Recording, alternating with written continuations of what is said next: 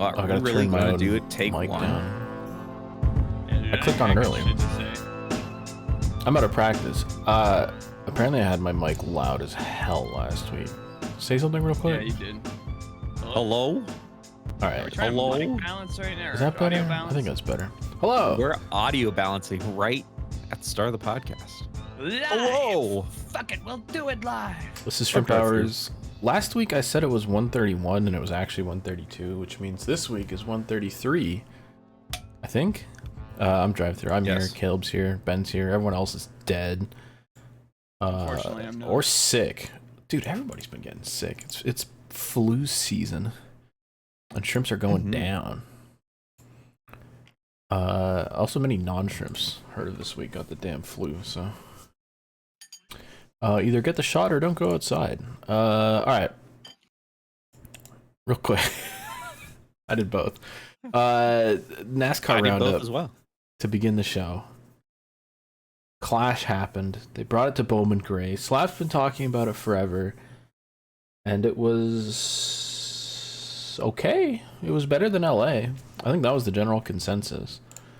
I didn't watch. You're a nerd.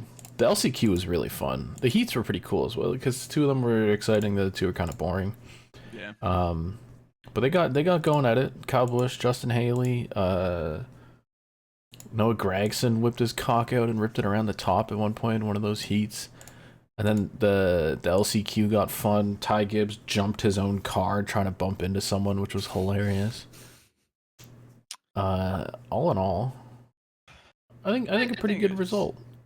Yeah, it was like I think the main probably could have been better, but I mean I that's will what be you honest. get with Chase Elliott. But I fell asleep in my chair like I was at this computer watching the main, and I fell asleep for pretty much the entire first half. was So I the only good saw the half. second half. Was it? Oh, okay. I wouldn't know. it was better. Because like the thing with the first half was they had the whole storyline of like Blaney coming from the rear and like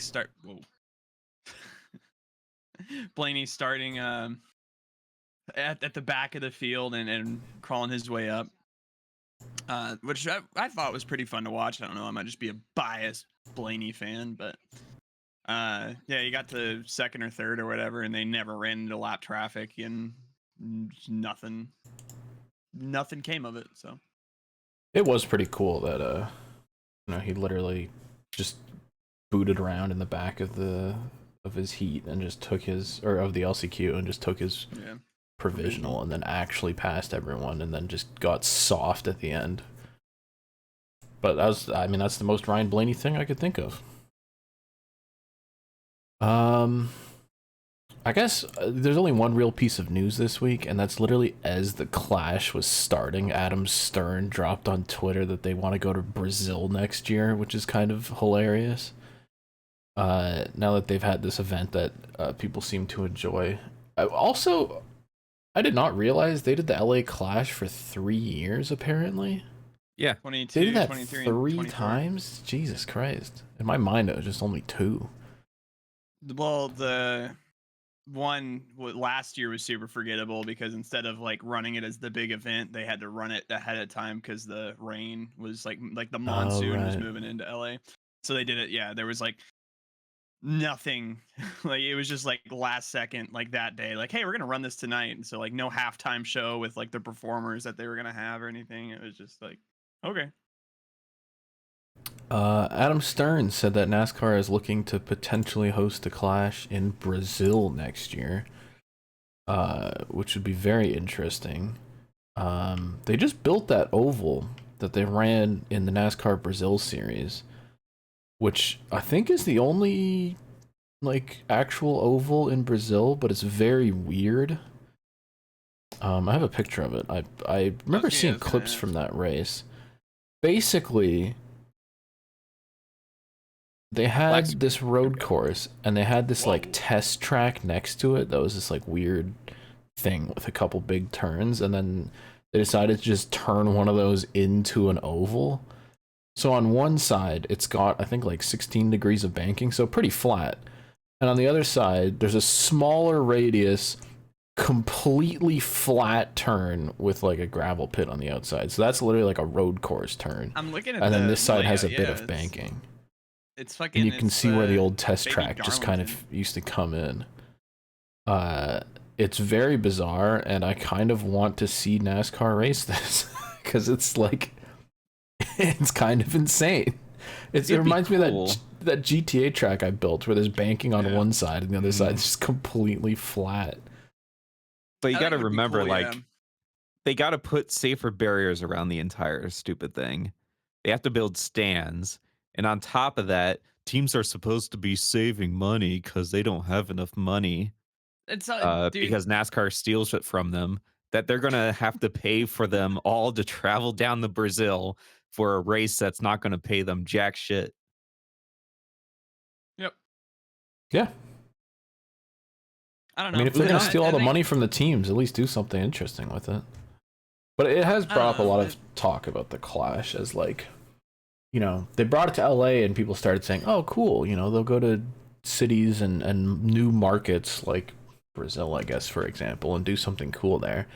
But now that they've gone to Bowman Gray Stadium, people are like, well, hold on, why don't we go to like Hickory or like, you know, wherever else, short track America, spend a bunch of money and then go somewhere else the next year, which... Why not both? The other issue is if you want to do a stadium race in Brazil, football is going on right now. Isn't it? So all the stadiums are going to be used up right now? No, they wouldn't go to the stadium. They'd go to this thing, I would think. This oval thing that I just showed you. Well, anyway, let me see actually in the Stern article, but I was just saying, I don't know, it makes sense to like have a third exhibition race at this point, I feel like, if they're trying it, because I feel like the Clash is like your preseason kickoff event that I think needs to build hype into the Daytona 500. So I think it needs to be something that's somewhere rooted around Daytona. Like if they want to do like a short track thing on Daytona, I think that'd be sick. If they want to do, I mean, I don't think the road course would be great, but I mean, I wouldn't be opposed even to like a return to the big oval. But my thing is like, it needs to make me feel excited for the Daytona 500, which like the Bowman Gray Clash was cool and all. I don't feel any more excited for the Daytona 500 for it. And even like I'm going to the Daytona 500, so like, like I don't know. I mean, it's still like 2 weeks separated. I don't feel like it has to do with Daytona.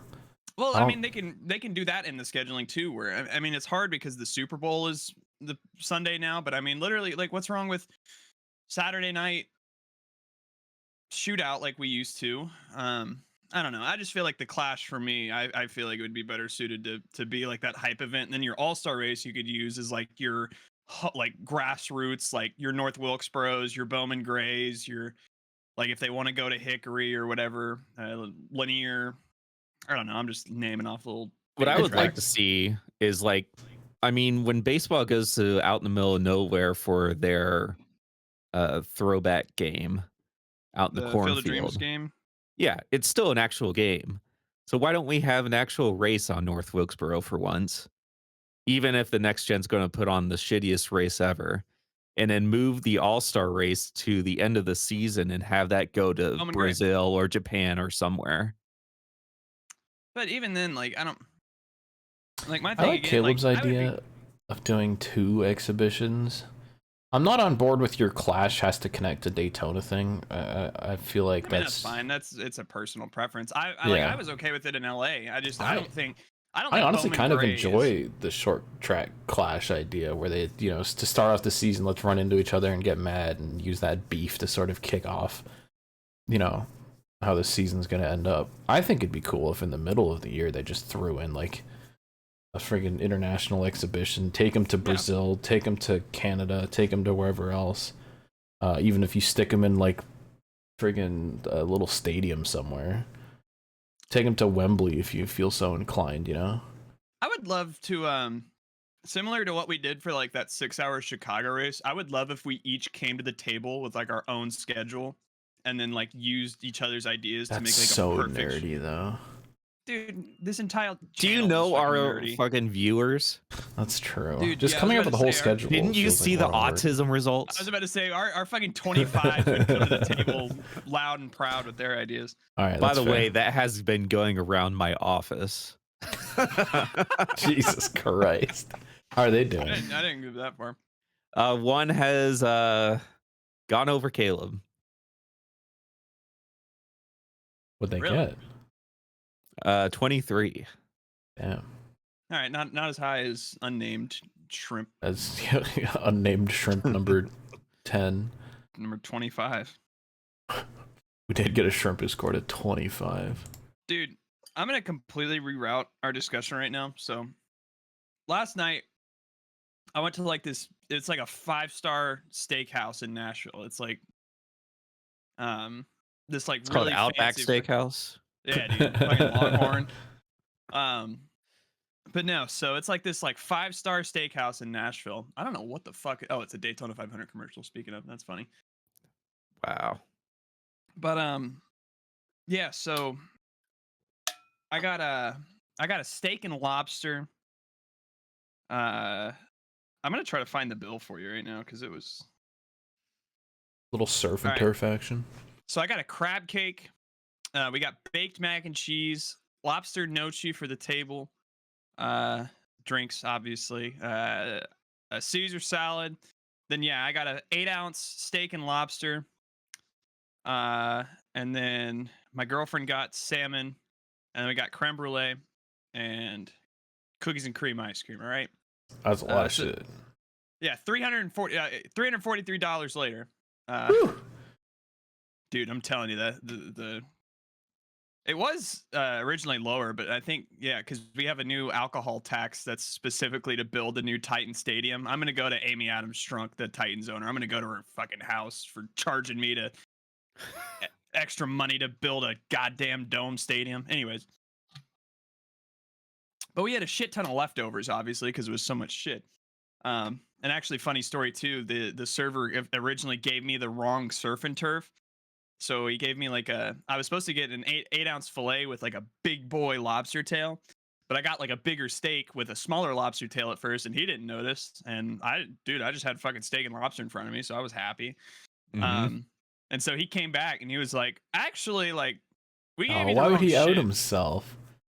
Oh no, I mean he was cool about it. He was like, so what we're gonna do is we're gonna let you like keep this one. Like I'm not gonna charge you for that. I fucked up. So like here's just your free steak and lobster. It's like steak and lobster. Like, that shit was like Damn. it was like $150. I was like, damn, dude. All right, like I appreciate it. I mean, I guess that's the service you pay for. Yeah, but You better give him a $150 tip. I gave him 100 actually. I had a 343. I think it was like 30%. So Yeah. Jesus Christ. I mean that's Wait, what you think got of to do that. at those dude. That's what you gotta do. I'm gonna ADHD myself out of the fucking story, but so they have a valet service. It's complimentary, right? So we were driving my car. It's like this beat up little Toyota Prius, which is so funny. So we drove it to a fucking like 5-star valet thing. Yeah, You got the Maserati, you got the I was about Lamborghini, to you say- got the fucking Prius. I was about to say, could you imagine being the valet dude and he's like pulling up? It's like, all right, we got the fucking Benz. Like, all right, what's this It's next just like a one? It's just like 15-year-old Prius. like a 178,000-mile Toyota Prius pulls up. It's like, what the fuck? And that's less is than this? the other Prius. Dude, yeah, imagine if I still had the 316K on the other Prius. Oh my god. But no, so my girlfriend, she has like I picked her up at her house. So she had her house keys, she had her car keys and put them down in the fucking like bottom part of the car. And so we get back in the car like after the valet, and I'm driving out of downtown, like getting on the interstate, and she's like, "Babe, I can't find my keys." And I'm like, "I'm sure like they're around here somewhere. Like, are you sure you had them in the car with you?" And she was like, "Yeah." She was like, "I'm like 100% sure they were in the car." And I was like, "Babe, like I'm not sure. Like I'm pretty sure like you have them at your house or something. Like I don't feel like they would be in the car, or that you would have left them in the car." And she was like, "I don't know. Like, can we just go back and like check like with like the valet to see if they like thought it was like theirs or something?" So I was low key kind of pissed because it was like 11 o'clock, and I was like, I'm trying to get home. Like we got an hour drive. Like, come on. But I oblige. We turned around again. Like I was probably like 10 minutes out of downtown, so this adds like 30 minutes because of fucking like traffic getting out and everything. But we pull back up to the valet stand, and I just like put my hazards on and get out and go to the little valet stand. I was like, "Hey, like my girlfriend was missing her keys, and he was like, "Oh shit," and then like pulled them out and gave my her keys to her. I was like, they probably pulled those out because someone probably saw it in the car and was like, "Oh, I guess I left these here." And then they're like, yeah, "Wait, like, where the probably fuck is thinks this it's, car?" it's a remote start. It's keyless. So he Yeah, just, no, oh I yeah, mean, they just left it in the car seat. it was for sure like it was for sure a mistake, but I did think like it was just so weird that I was like I got like 3 words into my sentence. He was like, "Oh shit, here you go." I was just Well, like, because they probably had those and they're like, "What fucking car is this from? What happened to this car?" They were probably freaking out a little bit if they've got an extra set of keys and they can't find the car that they're from. yeah, no, my girlfriend was giving me shit on the way back because, like I said, I was getting pissy, and she was like, "I told you." Like the entire time, I was like, "My bad, my bad." Yeah, I'm eating the rest of my leftovers right now, and I wanted to say, so they have like this mac and cheese that they have is supposedly like it's like top 5 in the nation or whatever. This is what the fuck they tell you, but I mean, it's apparently corroborated like that it's really fucking good. But I'm eating it right now. And it's low key kind of ass. I don't know. Maybe it's because I Well, just you've also microwaved it. Yeah, it's not going to be That's the true. same. Well, I mean, even last night, like it's just like the flavor profile. It's like that rich person cheese that they use, where it like stenches your mouth, and I'm just like, dude, The like, rich person cheese. Is it like a texture issue or is it a taste no, issue? it's no. It's completely just like a taste issue where it's like Okay. it's like that rich cheese that, like I said, it like fumigates my fucking mouth out with just like the cheesiness. I don't know. It's like Well, you also almost burned down your house with it by putting the I was gonna microwave save with that metal for Animal on Planet, but it. We can tell it off the I rip. thought you were going I to feel like it's segue over relevant. to it. all right. So I had everything in aluminum foil because I was like, shit, like I don't want to just microwave this fucking like lobster that I have, the steak and lobster. So Microwave I, lobster is hilarious to think of. but no, like, so I wrapped everything up in aluminum foil and I shoved it in the oven for like, it was like 350 for like 15-20 minutes or Okay, something. yeah. And everything was banger. We got on for the podcast. I was eating my food. Mac and cheese was a little cold, so I had it in this bowl right here. I was in the aluminum foil. And you can probably tell where this is going, but Let's play the music dog- before we get into this. I'm not playing the music. Yeah, hold on. We can get to that later. We still got other shit to do first. We're just rolling with the punches. Yeah, do it out of order. Who gives a fuck? shut All up. right. Anyways. Oh, yeah, my okay. God. I'm not getting big All dick. I'm not doing it. I All right, refuse. Yeah, dude. Get fuck, big man. dicked. Play the Nope. music. Nope. Caleb, continue. Anyways. So my dog is getting like pissy at me because she's hungry. She wants to go outside, whatever.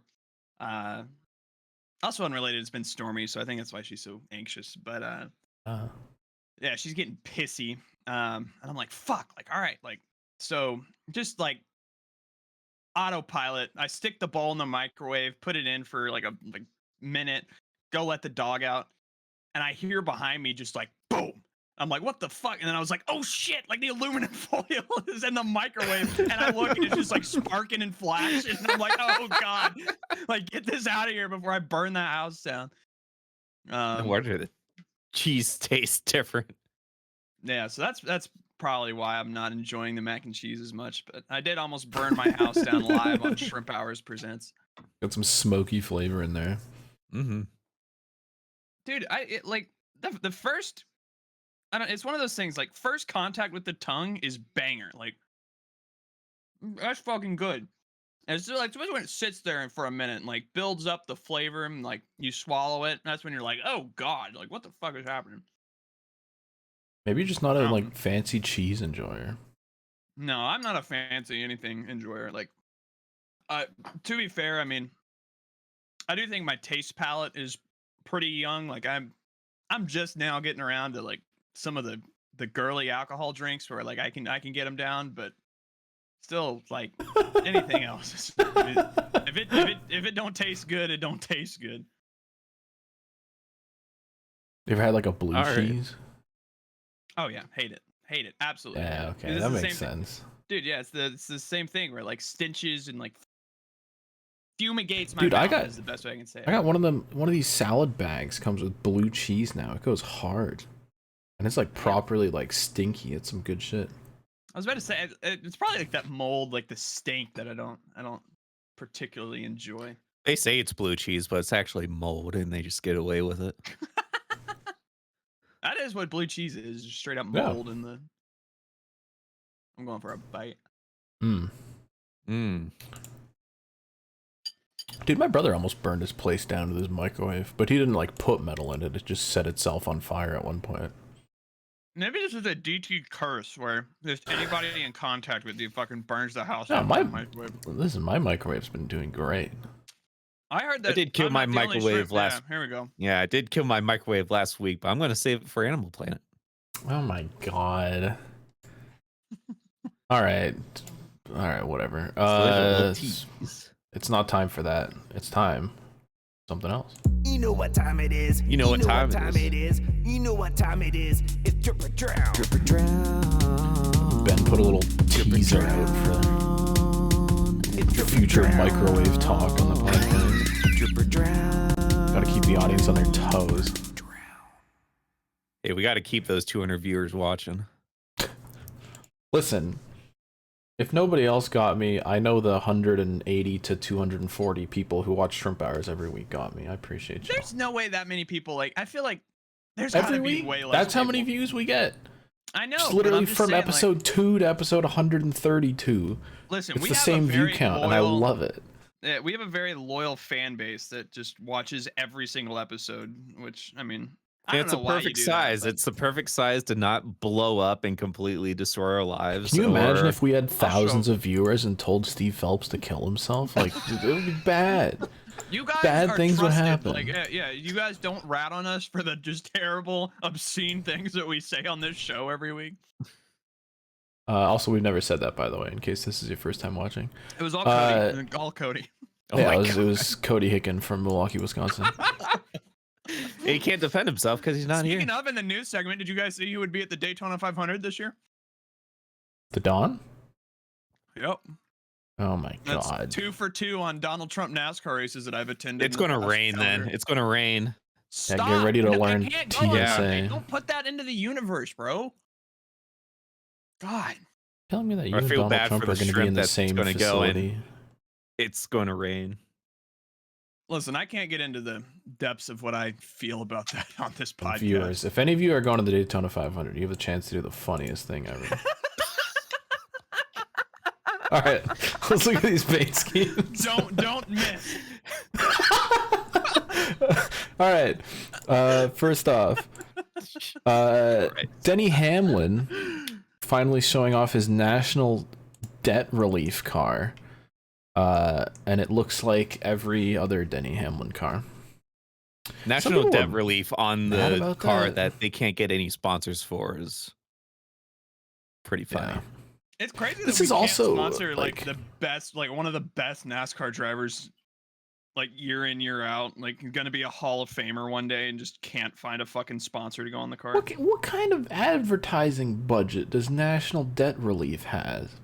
How much money does it cost to sponsor a cup car for however many races this is? What's It's the like- return on investment on a National Debt Relief? Listen, when you get national debt relief, then let's see. Is this a company? You get your haircut at Sports Clips. It's a consolidated debt company. They get this isn't, consumers out like, of debt without state. loans or bankruptcy. Oh, so is this just a payday loans thing? Because that Well, would if make sense that they have money to advertise. Just the way it says National Debt Relief, it feels like a freaking like government supported thing. Oh yeah, but it's apparently just a company. Oh, okay, it's just fucking like payday loans or Oh God. some debt solution thing. That makes sense why they could spend a bunch of money sponsoring a cup car. 877 cash now. Think about where that money's come from. Mhm. Anyway, I saw some people mad that they said that this looks like Denny's every other car. I think it's such a nothing burger of a just plain white car that it's deserving of Denny. Yeah, I mean, this guy won the fucking Joe Gibbs Racing Shit in a Box of the Year award. So it's true. Next up, speaking of which, Joe Gibbs Racing showed off their Interstate Batteries Christopher Bell car. Why can't we just have nice things and keep them? Why do we have to just make everything worse? I struggle to understand. They had red numbers on these cars, and then they put white numbers on them, and then they put red numbers, and then halfway through the season they put white numbers again, and now they're sticking with white numbers. I don't... Is it red on the roof, or is it just white all around? It's all white. So, but it used to be I'll red. say too, like, the numbered color doesn't even bother me. It's just they put the ugliest logo on the side of the car where it's way smaller. Like, they had Interstate Batteries massive, and it looked sick. It was so cool, and it's all gone. I don't actually mind it that much. At least there's some color there. Like, just a white Interstate with the black outline. It was alright. Whatever. I also appreciate just the pure number of just shit that they have on this car, where they've got a Why second does it say Interstate. I am second? So they've got the friggin' Austin 316, and then they also have I am second, which is that one used to be a Reddick sponsor Bible thing. Yeah. Which, is that a competing like Christian ass sponsor to He Gets Us that was on the 54 car? No, because I Am Second is like a non-profit thing. And I just remember watching the going to their website and watching the video that they had when I was first asking like what the hell this company even is, and it was very cult like messaging. It was bizarre.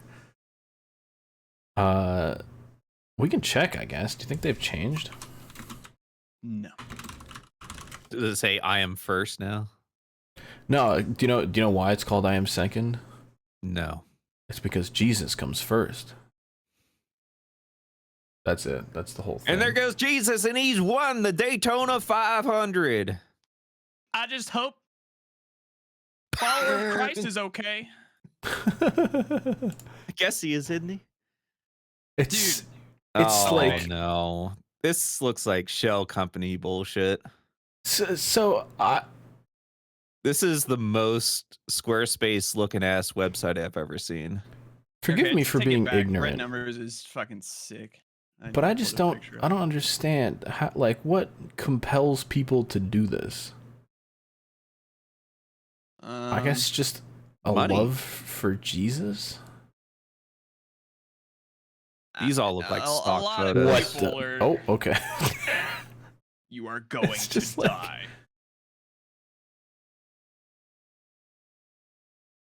I don't know. I mean, a lot of people too are just so like scared of the thought of dying and becoming It's Tyler nothing Reddick. that they force themselves to believe in an Yeah, with eternity Duck where Dynasty. everything is all fun and Oh, nice. dude, they've got a NASCAR series. All right, dude, let's watch the NASCAR series Racing right for now. Michael McDowell. At his lowest Yeah, that points, makes Michael sense. finds a new perspective to make sense of all his struggles. I got baptized in Matthew Benedetto. Trevor Bain, Daryl Waltrip, Joe Gibbs. Can I scroll this thing sideways, or how do I have a can't a go to the book right. that's like a thing of scriptures that Joe Gibbs autographed. It's in my autograph collection. That my That's dad- hilarious. Yeah, dude, the Hoff got it back in the day at like Charlotte, I think, at the Coaching Center sometime. All right, shout out to Look at my picture in general. what? I just want to put them side by side. Oh yeah, dude. Yeah, so they whatever that's year this way was, better. 2022. They ran 23. red numbers, and then halfway through the season they switched to white. I don't get it. And Interstate Batteries is all across That the car. versus this. Here, I did a Photoshop of it, dude. This one popped on Twitter. I had a few randomly go off, where I literally just went into GIMP and just painted the number red, and you can see what it looks like. That's funny. It's crazy how just one change. It pops. It's so much more like iconic, and it looks like an old Bobby car. You know, like they did their whole post about how they've been together for 15 years or 25 years or whatever the hell. And I was like, And then dude, you get the contrarians in the comments that are like, Dude. "Oh, the white the numbers, white are numbers so look much better. Fuck off. I love white number with 3 outlines on it. It's stupid. Shut up, you little kid. All right, next up. The first 2311 paint scheme reveal that is not completely plain white or plain black, which is incredible And that it's we've a made it this banger. far. It is a banger, I'm going to have to say. Of all the like Fry cars, I do like this a lot. The one thing that is driving me nuts is the like legibility of this logo is horrific. Yeah, you can't read shit. I feel like number one thing you learn when you make any graphic ever is like if you're advertising a brand, make it legible. Don't put a bunch of crazy shit right behind it, especially when you have white on yellow. Yellow. With just like a thin little thought of a drop shadow. Ooh. Not great. But the scheme itself, I mean, that like front end shot of that car looks so hot with like it's just the red and the yellow and the big McDonald's on the hood. I honestly think if you just take the McDonald's text off the side of this is like a 10. Yep. Really? I wouldn't go Dude. 10. Well, maybe not I'd say 10. 7.5. Okay. For a 2311, give it like an 8 or a 9. I would say.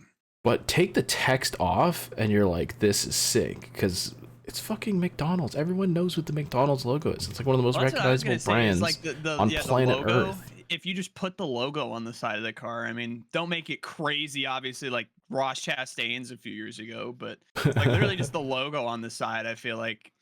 I don't know. You don't need that text there. I feel like no. Like there's like that no would reason instantly make it better if you just leave that space for the fries. Even if you put like that "I'm loving it" on the back end, like on the side or something like that. I don't know. I feel like. Anyway, other than that, it's sick. I like the art. Cool. And I like that it's a 2311 car that isn't plain black or plain white, because everything they've previously announced has been. Joey Logano is running a special Pennzoil car for the Daytona 500. Oh no. And it looks like a NASCAR 2006 custom car garage creation. I saw people hyping this up too because of the fucking like Joseph Newgarden. Yeah, because it looks like Joseph Newgarden. Who would have thought something that looks good on an Indy car, you blow it up onto something NASCAR shaped and it looks like Dookie. Yeah, it is not good. Which is better though, this or their normal scheme? Suck. Dude, the one that the Steve Park looking Pennzoil one they did last year I thought was sick. Oh, I wasn't even thinking about that one. But this, well, because this is their like Pennzoil one. Their shell one is obviously the standard yellow and red. Honestly, like I think it'll take me a minute, but I will say his new car, like looking at it from the front end, did look like his old, like the scallops paint scheme from the front specifically. I liked it more than what he's been running, where it was just a yellow little swoosh on the side of the fucking. Yeah, this is a very small image, but yeah, I do like the front of this lawnmower and the side. I think it's better than the just the weird random wheel well outline. The number being so small is kind of weird to me. If like the other image I showed, like they have a small ass 22 on the side of it to fit everything in. Oh yeah, I guess so. But I mean, everything else I liked about it, so we'll take that. This is bad though. The all red greenhouse, like that's horrible.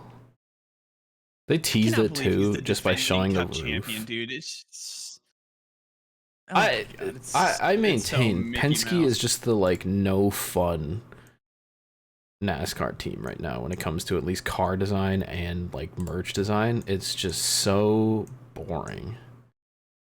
That being said, turning on Penske. Until they bring back the rainbow PPG car, because apparently it's going to be on the 21 at some point this year. So we'll look out for that. 21. Also, Ford finally got rid of that stupid license plate graphic they've been running for like 7 years. I really hated those, and now they just put Ford on the back. I think it makes more sense. Also, Caleb's dead. reduced to atoms. These things happen. Caleb, care to comment? All right, moving on. Next up, 2024 Nut of the Year winner Ryan Williams has cooked up a new brand car that Justin Allgaier is going to run only in Florida, which I think is kind of cute. They're going to run this orange Brant thing with orange chrome numbers and a bunch of oranges. Oh. And Caleb has fucked our layout. Wait for him to return. Whatever. Yeah.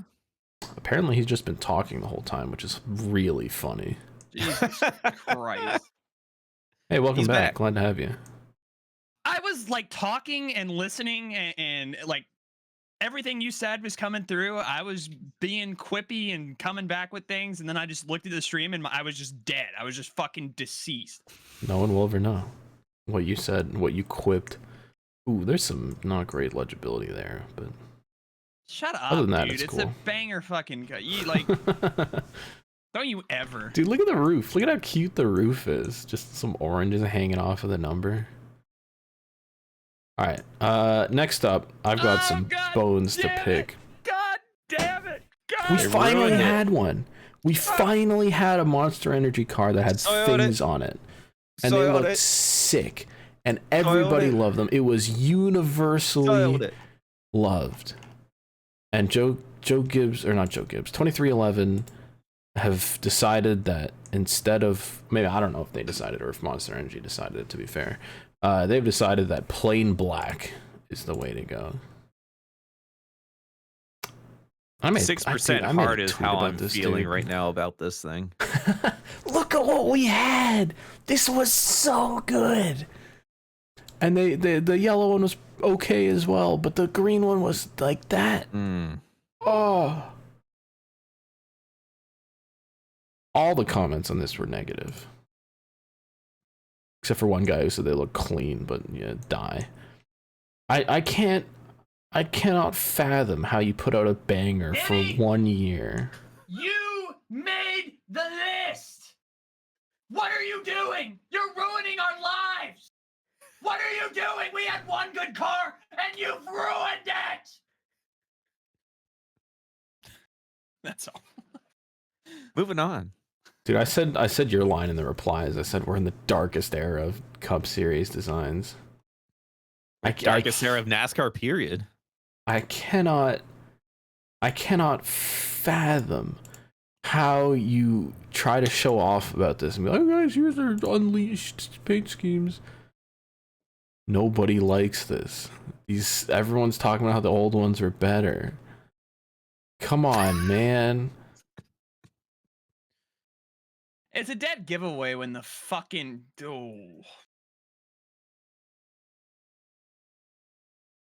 They had it. They had everything. I can't believe it.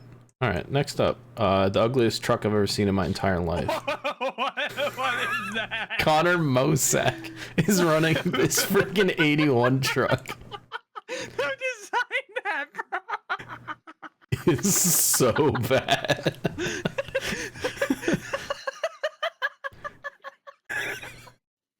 I think I just jump scared Caleb with this shit. That shit. That might be the worst car I've ever seen.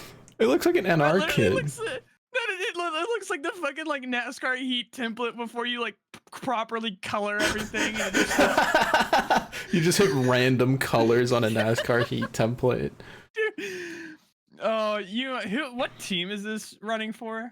McAnally Hilgeman Racing. Dude, please tell me I can find a quote tweet of like, hey guys, just designed my first paint scheme. Hold on. Who does McAnally schemes? Well, they've been running friggin' the Hendrick scheme on a bunch of their stuff. I guess they have this Tyler Ankrum Liuna truck that also looks particularly Did we know bad. about, there's a Daniel Hemrick truck here that looks interesting. Is there? He ran Where with is the test this? at Rockingham. in general now. Oh, ew. Yeah. Ew. How do you make the South Point colors look bad? There have been so many South Point bangers. There's just It's so like much they- stuff it's- happening. It's like they designed it and then remembered that they had to put the number and decals on it. Dude, this is really bad. This is like baby's first fucking truck design. The Tim worst part Dolman is, like, did what? Did this? yeah. Ooh. Who did Usually it? Tim Dolman does pretty well. Yeah, I somehow. know. Also, usually, like, a nice render can sort of hide how bad a paint scheme is, and I do think it's hilarious that this is, like, a gorgeous render, but the design is so bad. Listen, I'm not an expert on color theory, but don't do this. I mean, this purple on the blue, I think just, like, this trio of colors, it's tough, because that's their actual logo. Yeah, they're And you trying know to what? match I the give- colors. I give more credit to the Sheldon Creed car that he ran last year with these colors the whole season, because I thought it was like just bad, and then I look at this truck and I think it's like one of the worst of all time. But anyway, shout out to Connor Mosack. Mosack, Mo Problems. I think that's the last paint scheme. Yeah, it is. Josh So, yeah. Allen has won NFL MVP, by the way. So Lamar Jackson was snubbed. That's all. I No don't further- know if no I can further find out who designed that truck, but Who like, cares about football? Can we talk about basketball? no. The Luka trade is Yes, I was about to say fucking we haven't talked about the nuts. Luka Doncic trade yet. That is crazy. If I lived in Dallas, I would leave. Okay. Like I've been trying to equate it because like basketball means nothing to me, but like Luka Doncic is one of those names that like like was literally like in the finals last year, like carried the fucking Mavericks to the finals. So He I've been was trying the to like franchise. put together. I've been trying to put together like different sports, like just like what it is. But like for the NFL. This is like Josh Allen going to a different team. It's literally like Josh Allen getting traded for like a 31-year-old defensive player, and it's In like a just second how round, insane in that is. a first round pick of the Kansas City Chiefs. That doesn't matter. Yeah, like all the hockey people were saying it like because it's basically like taking Cale Makar and trading him for like some 31-year-old defenseman and a first. It just make no sense. It's just like, what the fuck are you doing? I love that people fired up NBA 2K and they literally weren't allowed to make the trade because that's how like insane it was. Like the game wouldn't let you do it. Dude, we were so again, this is like one of those trades where I feel like you remember what you're doing when you first see it, because we were like shrimping, like just full in like Saturday night shrimp mode. Rusty was back, okay? Raised from the dead, was alive, and his parting words to us were, "Did you guys see that Luka got traded?" And just disconnected. And we're like, "What?" We're like, "What are you talking about?" And then we go to Shams. And yeah, we see the fucking Luka Doncic traded to the Los Angeles Lakers. And literally, like, it's such a bad trade that everybody was like, bro, we got hacked. Like, this is a generational hack job happening right I now. know that 'Cause- after Rusty dropped that, like, we're all sitting like, wait, what? Cozy joins. He's like, what's going on?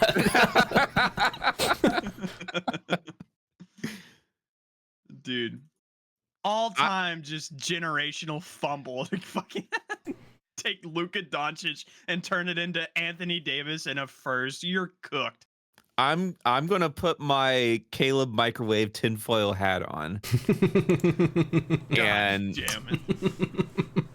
and say that this was an owner asking the general manager to fuck up their franchise, make the fans pissed, make everyone pissed so they can move to Vegas.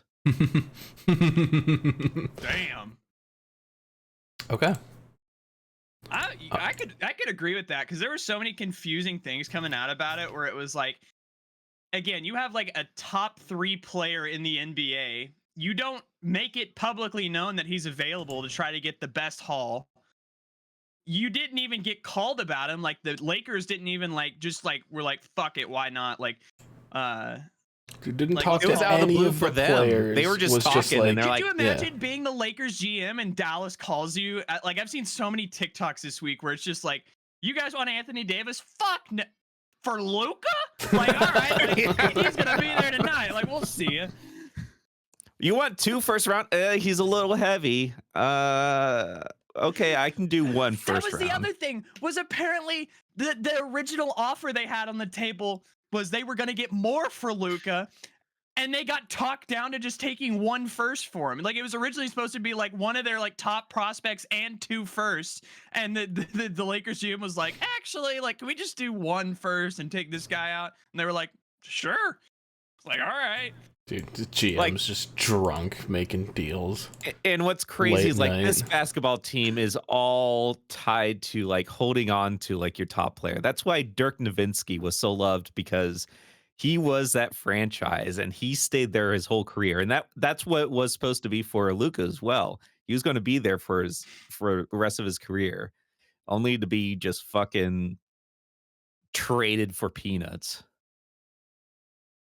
Basketball for peanuts. I do have one last drip or drown item. If you remember last year, we talked about the NASCAR Crocs, which Caleb, you bought some, didn't you? Yeah, Caleb has I them. have 2 pairs, 1 for me and 1 for my girlfriend. They're black with like a wing on the back. You want me to go get them? Fuck it. I'll go You don't fucking have get to. 'em. I mean, they're literally like 10 All right, feet get away 'em. from me. Hold on. Anyway, they dropped round 2 and showed off what they're going to look like for the second year of NASCAR Croc collabs. I'll let Caleb show the first year ones first, though, which he said were right there. But oh, there they are. Yeah. Yeah. Dude. I love how goofy they are. Like just the whole point. Yeah, exactly. That's funny that Caleb said the same thing and couldn't hear me yet. And he's dead. And now he's dead. It is unfortunate. Should have kicked his computer there. It was all good until he brought the thing to show to everyone. Damn. All right, well, either way. Oh no, he's talking again, and we're not hearing him. We're back. We're back. Are we? We're back. All right, we're back. We keep saying that. I don't know if we are. I'm trying to will it into existence, dude. What the fuck is happening? Yeah, he's gone. Anyway. No. Nothing's alive. occurred for the past 3 minutes on this show. There they are. There they are. All right, what are the new ones? Here's the new ones. Are a new collab with NASCAR and Realtree Camo. Oh God. Oh. So they've just fully embraced the goofiness, and now we have camo and flames. It just looks like someone shit in your shoes and you put them on. Travis already said he's getting a pair, which doesn't surprise me. Love a pair of those. Well, you can add them to the collection. But that's my last bit of drip or drown. All right, let's go to the Animal Planet so Ben can tell his story finally. What the?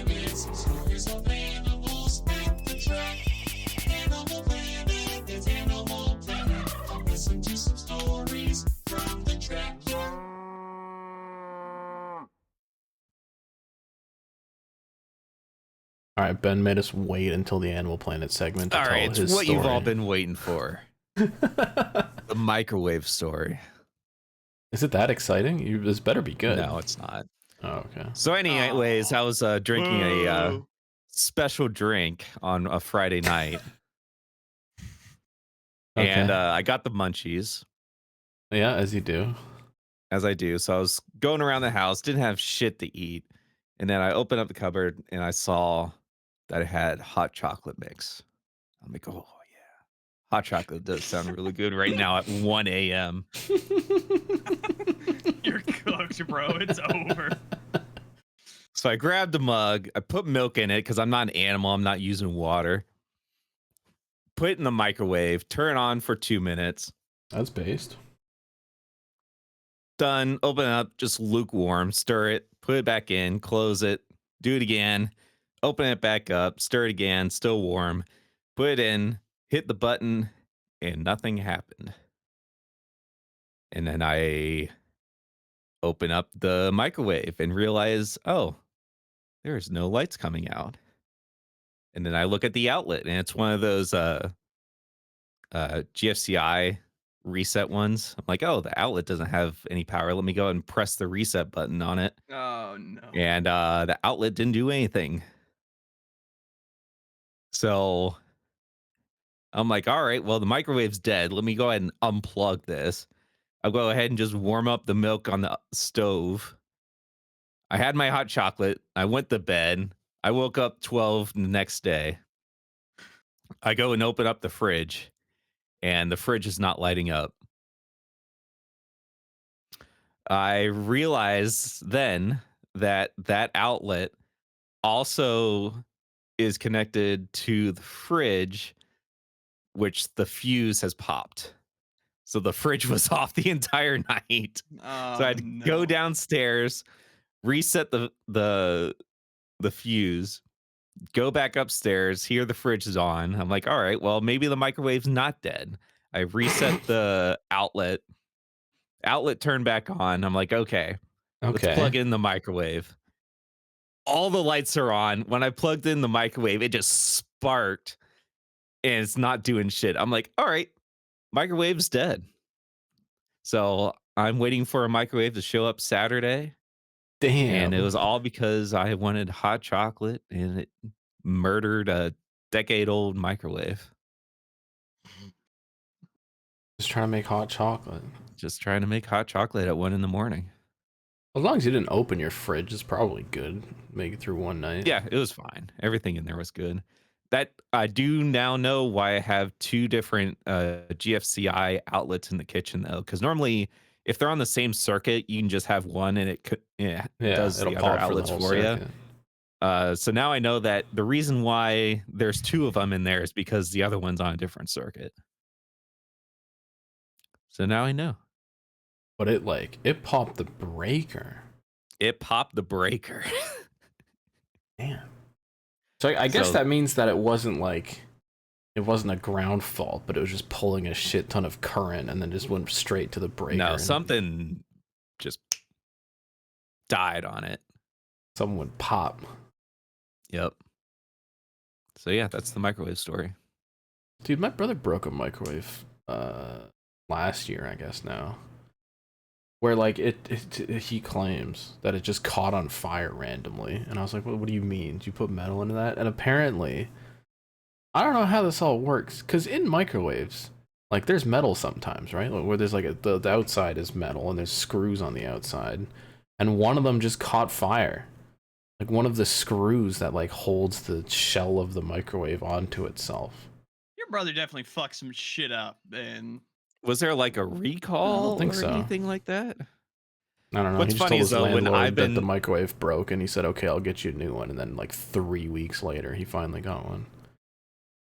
Dude, searching for a good microwave nowadays just fucking sucks. All the reviews are like, yeah, this microwave died after a year. This one died after 2 years. Dude, it's the enshittification. Everything sucks now. If Yep. you didn't buy an old microwave, you get a new one, which it's gonna die. everybody's figured out that the best way to keep a consumer is to make their product shitty and keep them coming back buying a new microwave every year. So It just Dude, means I'm I- not going to buy your microwave anymore. That's what I'm going to do. There's some weird ass microwave design too. I had a friend who got one where you we can have only reached new levels of the autism buttons- talking about fucking the microwave. buttons were behind the door, so you can only type shit in when it's open, and then you close it and it starts. Like if you want to put in a time thing. If you want weird microwaves, so my girlfriend has been like babysitting for this like super rich lady that she knows. She has this fancy ass fucking microwave that Keep a like, drawer one. Yes, like fucking you open up a Those are the rich cabinet people microwaves. and you just drop whatever, drop the shit in Put the it microwave. down into the microwave, and then it's I'm like a drawer I that was trying, closes. I was trying to figure it out because I was like, what the fuck is happening here? I couldn't turn it on. I was like, dude, I don't like your fucking cheese. I don't like your microwaves. What is happening? Dude, the first time I saw that, I was at I had a rich ass friend at university. I went to his house, and I was like, what is this? You pull out a drawer from the counter and you just put food into it and close it, and it's a microwave. Like, what's so wrong with just putting it in normally? I don't know. So you don't have it on your countertop. Right, but just mount it on a thing. Mine's mounted. Nah. Why does it have to be a drawer? You can't have that visible. It looks ugly. Ugh. Yeah, it's like the same thinking as like the fucking trash can has to be a pull-out drawer. Fucking, it's like. Ugh. Look, the only thing that's Those are the supposed to be on worst. the counter is the $5,000 espresso machine. Espresso, Ben? And a Espresso. friggin' air fryer and a toaster oven and everything else. Anyway, that's your kitchen appliance talk for this week. Any other Animal Planet? Or is that good enough? I think it's everything. All right, media check-in. Checking in on some media. I've got some media to check in on. I've been waiting. I've been praying. I've spent years in the World of Outlaws video game Twitter replies telling them to put the game on PC, and they finally did it. They finally dropped the game on PC. They put it out yesterday. Yeah, yesterday. Which I'm surprised because I didn't hear anything about this. I didn't see anything Really? about. Well, you also this don't use being Twitter. released You're a on PC. weirdo. Yeah, I saw stuff about it. I've had it wish listed for months. And I think they coincided the launch with the start of the actual World of Outlaws season.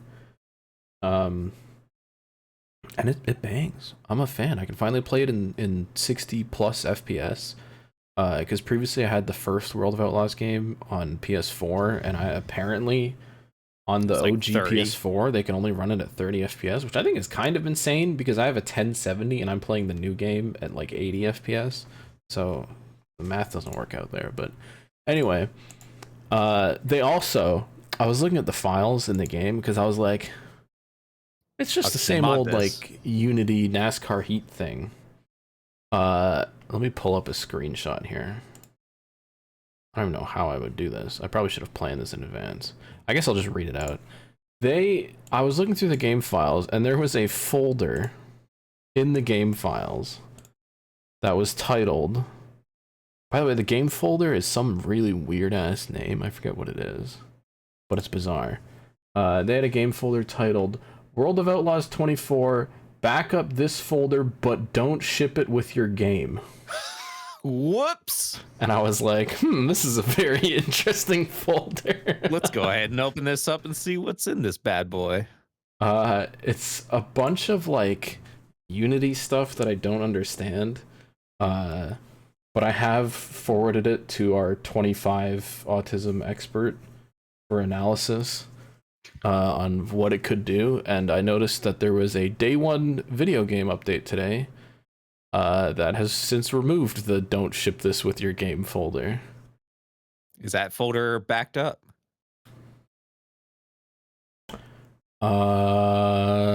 Let's just say I didn't ship it with my game, and they shouldn't have shipped it with theirs.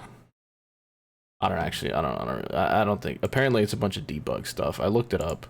Apparently, Fall Guys did it at 1.2, which I think is hilarious.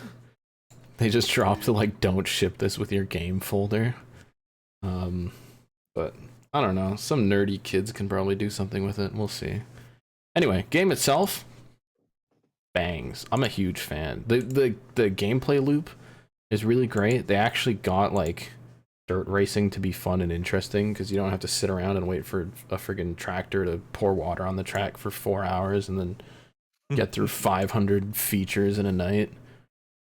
It is like, I think 60 Canadian, like 50 US. Yeah, it's $50. Oh. I'm waiting for a sale before I buy that thing.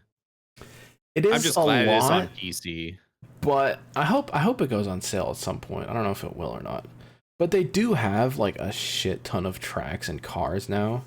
I guess I should probably go through the actual list. But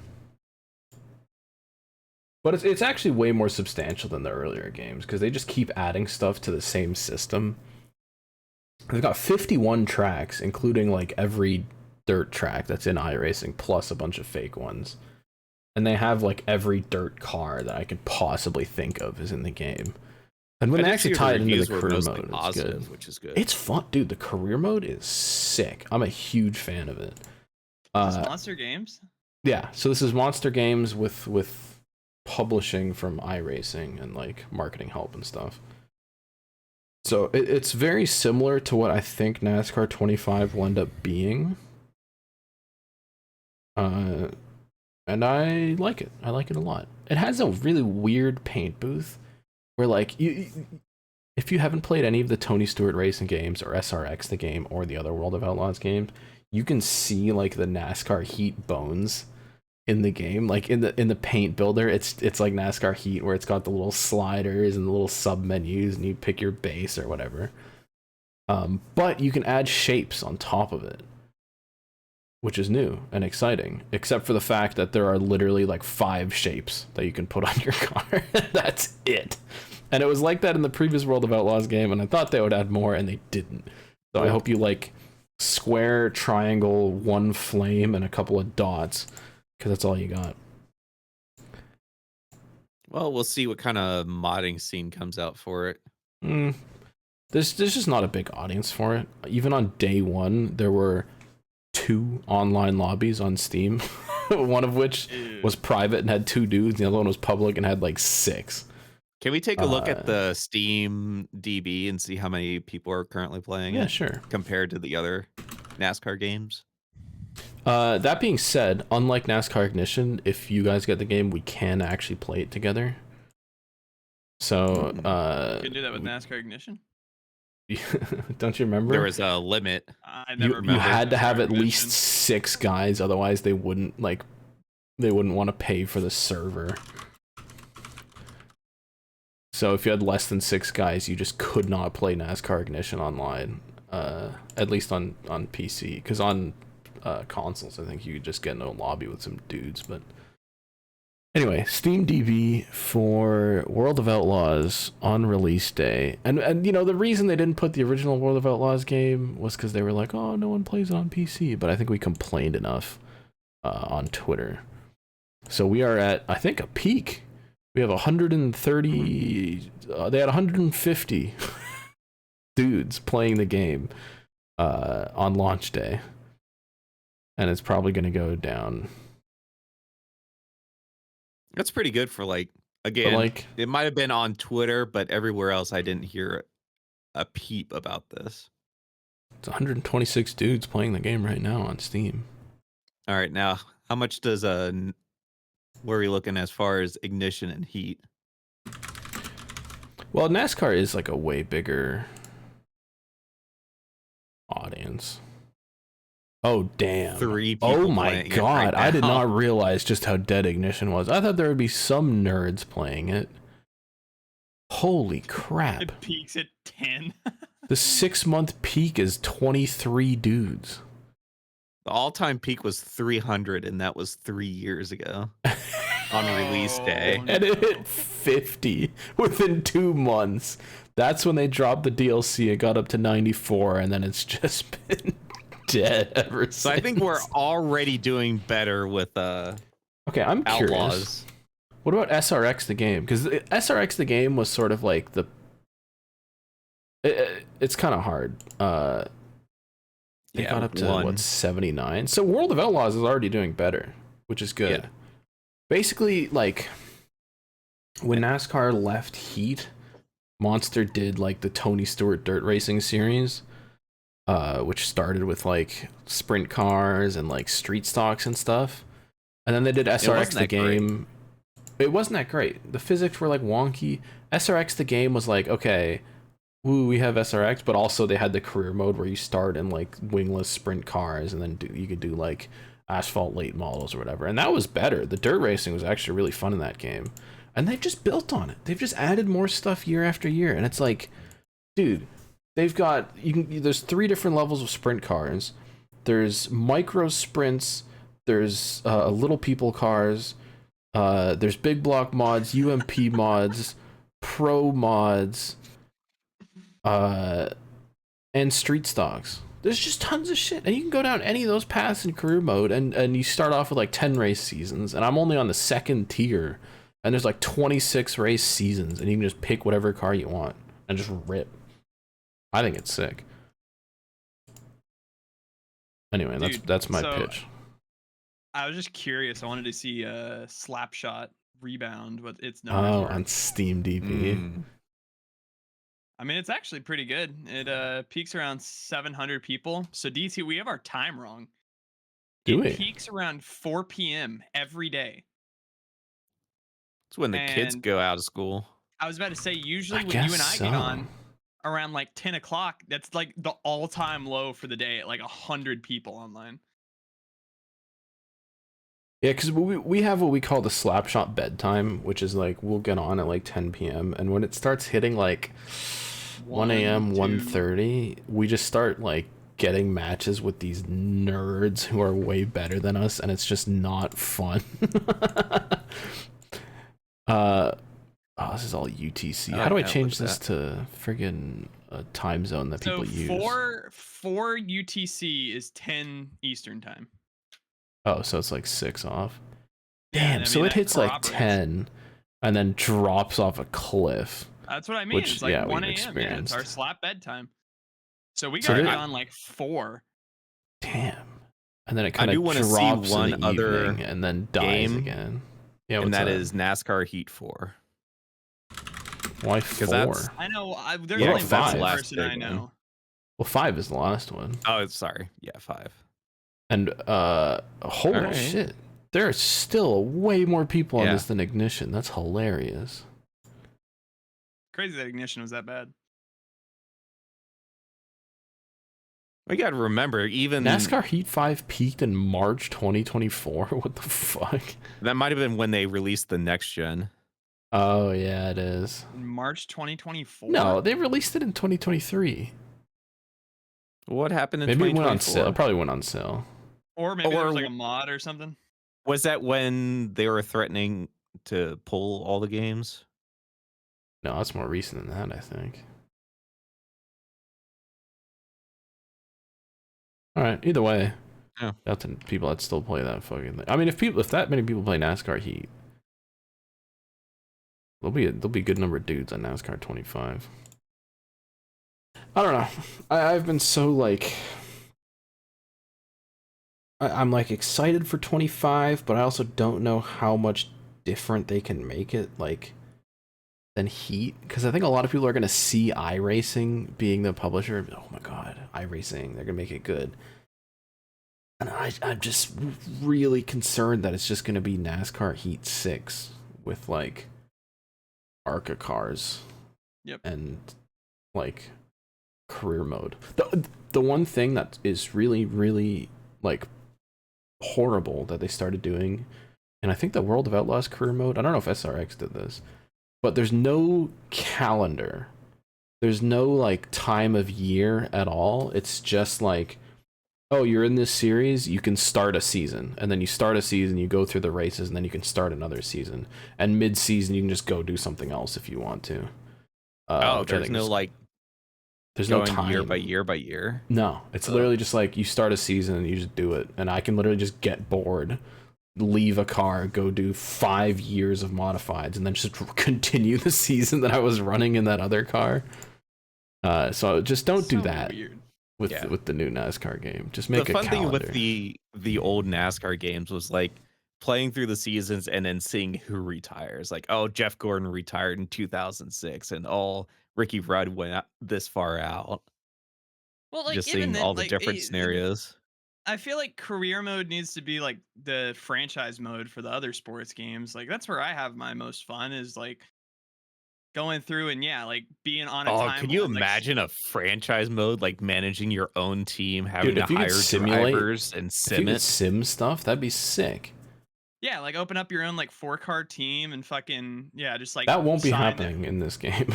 No. No, I'm here absolutely to tell not. you right now. That would be I'm just like, awesome. You have yeah, like NASCAR manager, like you be the crew chief and you decide the strategy. And oh fuck, a NASCAR Franchise threw mode a would go I mean, BS hard. they have caution. GMs. I mean, if you're just like the director of Dude, whatever manage your for the sponsors or whatever. Try to hit their yeah, dude, like try goals. to Lose sign them the to other fucking teams. sponsors. That would Sue be sick. NASCAR. Yeah. That's like your 10-year plan is to sue NASCAR and get all the Oh, teams fucking Get another great shaken up idea. on charter agreements.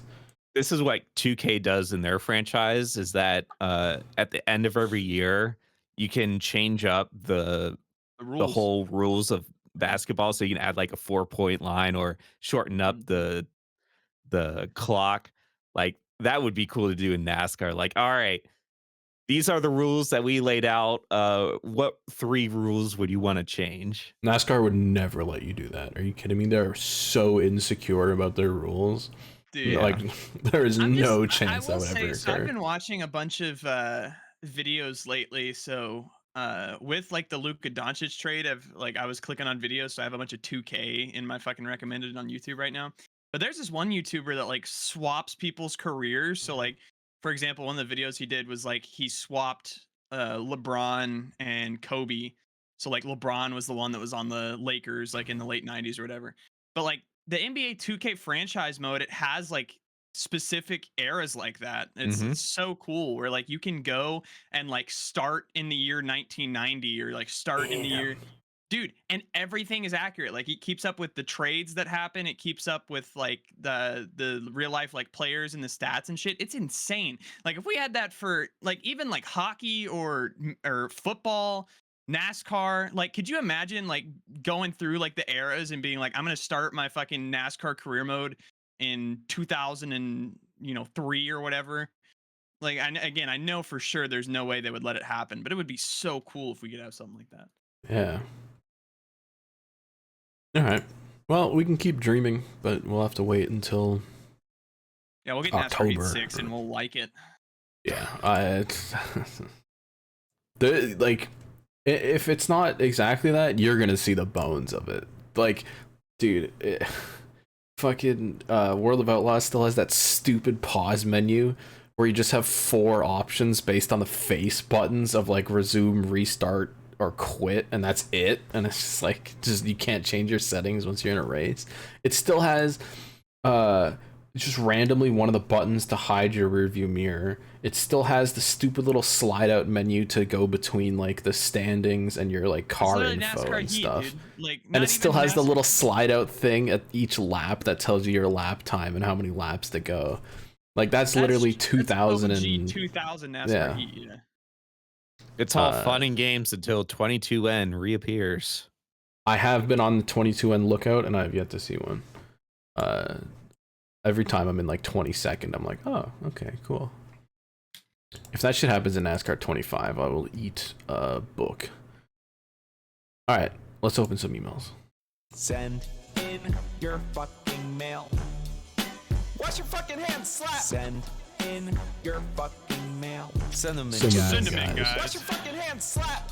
I don't give a fuck, man. I don't give a fuck, You better man. send in those You better emails send at in this those emails point. at this point. Welcome to fan mail. Fan mail. Fan mail. Fan mail. If you like rich people cheese, send us an email.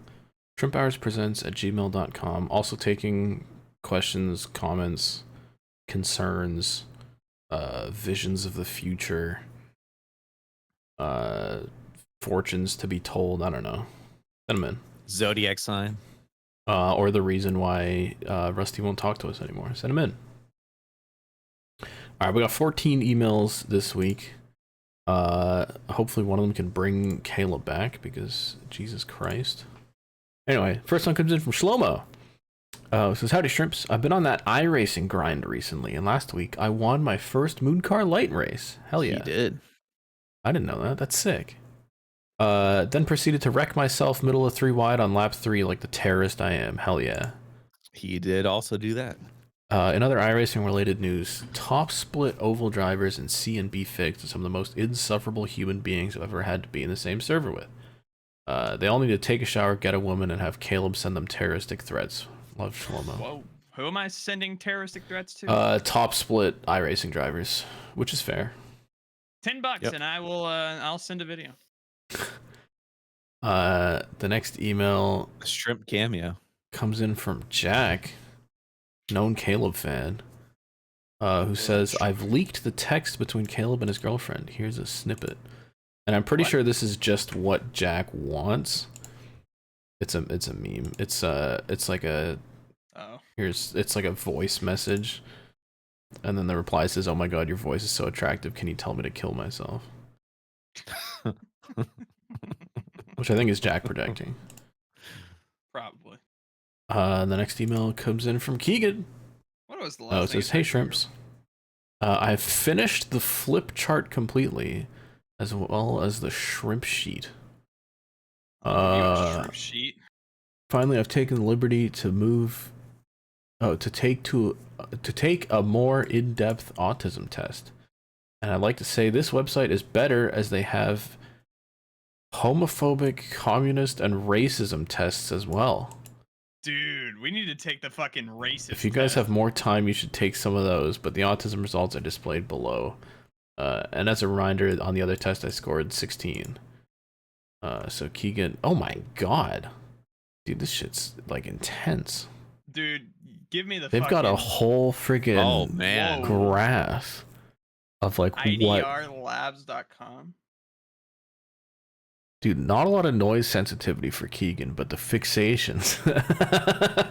This is the person who made the flip spreadsheet, Yeah. by the way.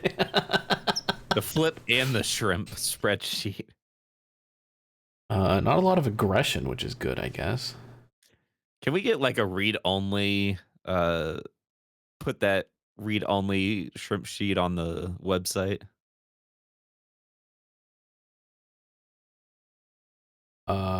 Yeah, I have the link. I have the link to Keegan's thing. Oh, dude, I can take the political test.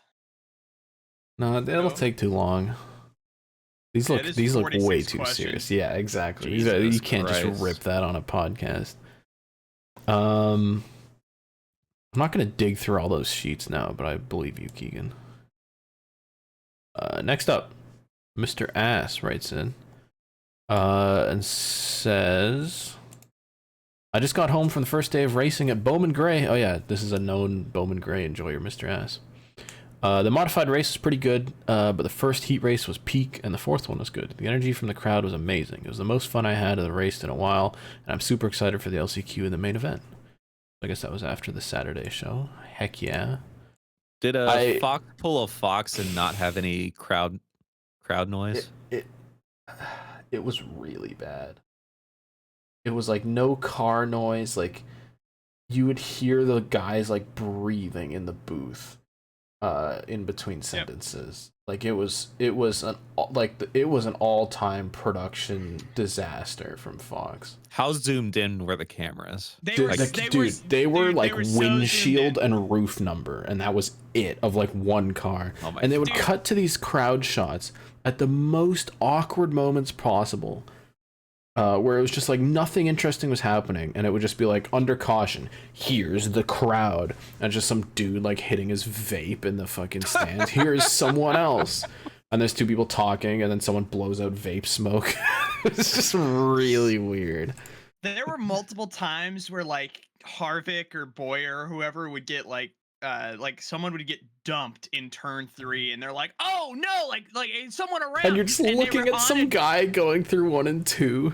Well, the one I'm thinking of specifically, I think this was actually in the first half that you slept through, but they had like an aerial shot of Bowman Gray, like the track, so they were like doing like the little blimp cam, and you could see the little dude spin out in turn 3, and it just stayed on that shot for like 5 seconds, and then finally cut to the car around.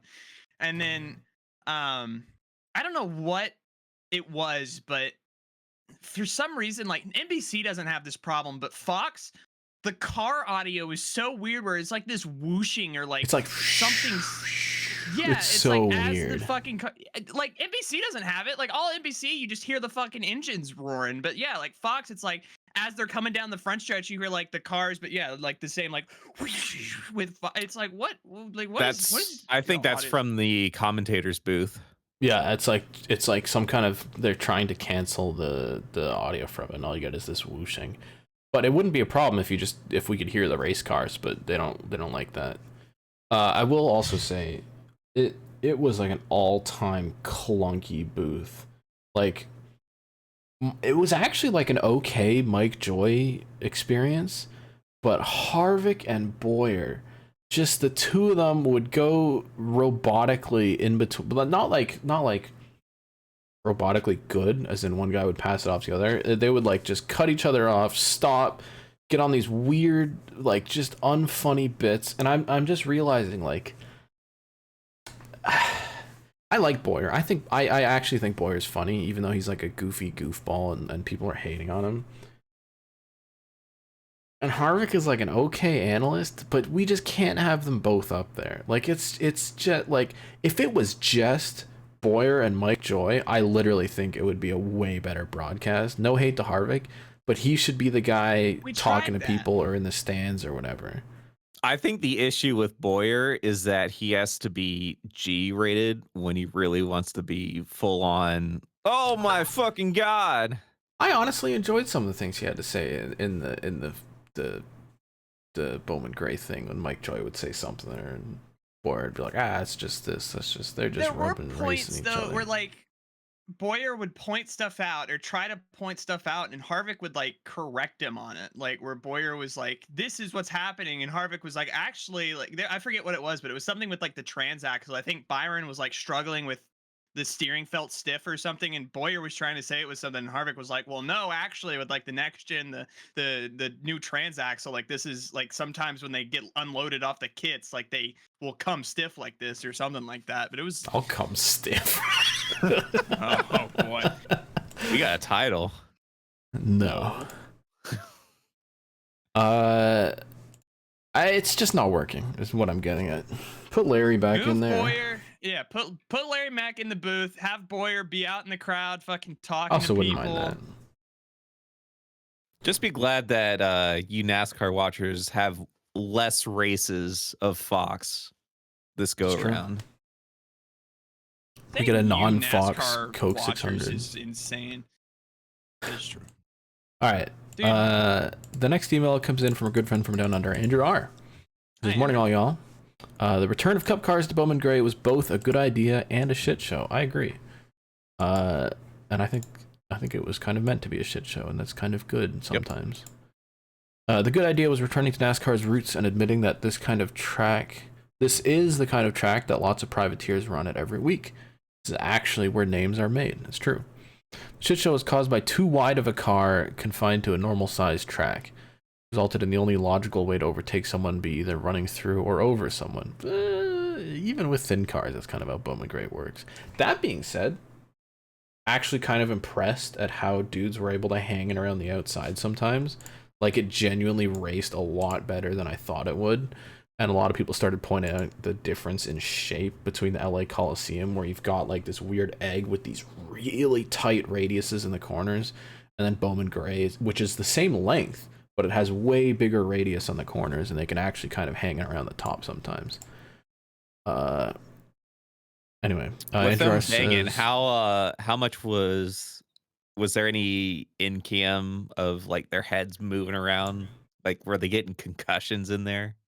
There was a very There was funny one where John they Hunter cut. shot. Yeah, they cut like so he got dumped and the car backed into the wall, and they showed an in car.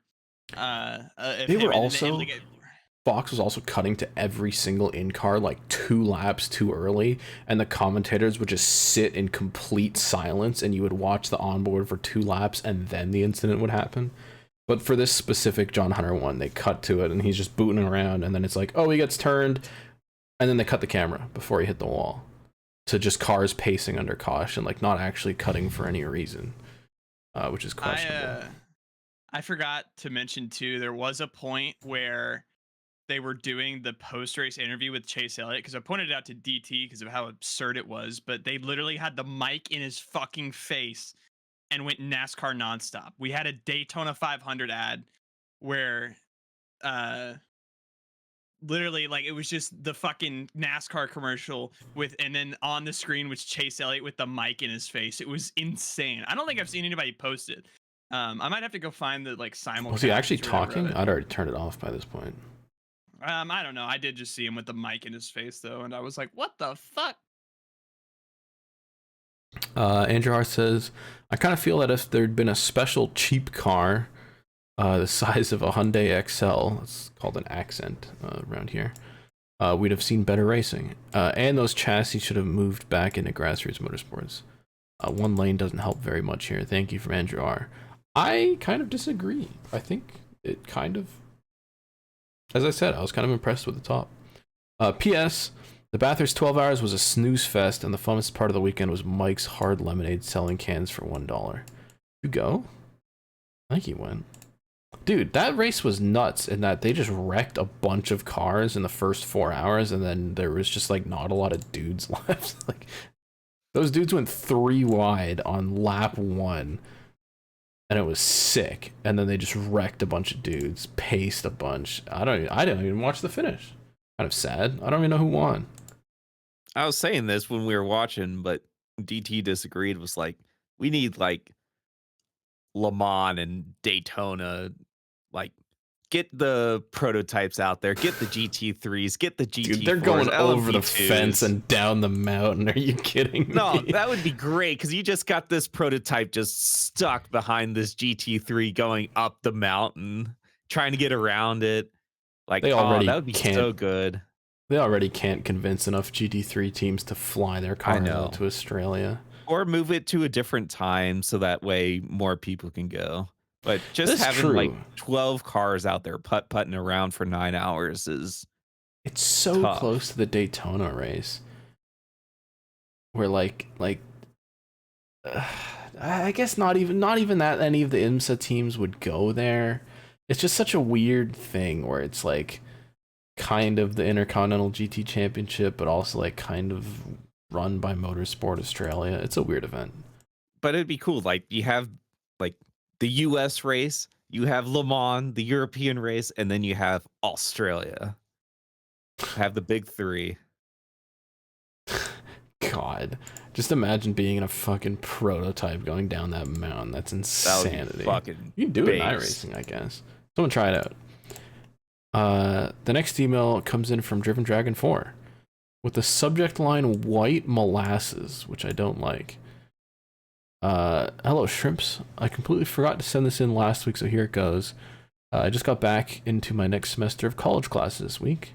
First day ended amazingly. My teacher goes to leave the room for a moment while a YouTube video is running, and it just so happens after she left, YouTube put a male enhancement ad on. It was literally just talking about how to make your penis bigger. I was just thinking to myself, like, come on, you can demonetize people for saying fuck, but some jackass can advertise an extends-like course or product and it's all fine. Really? At this point, I wouldn't be surprised if someone made a toy in a jar ad and YouTube would be fine with it. Absolute bullshit. We need to commit war crimes. We need to start the shrimping in a jar. Dude, I said the other day about that foul ad I got on YouTube where it was literally like a chat app. It was like the top half of some girl who was it was foul.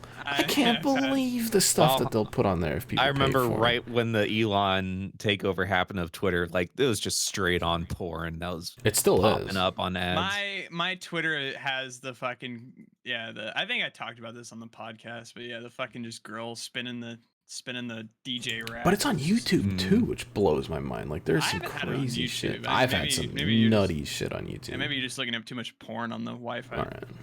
I will say it's not on my main account because I have premium on that, but it's on my my watch police body cams account, which I keep separated because otherwise it would just demolish That's my why. algorithm. Yeah, your fucking degenerate YouTube channel. They give the fucking porn Hey, ads to. the algorithm knows. It'll find out. Jesus.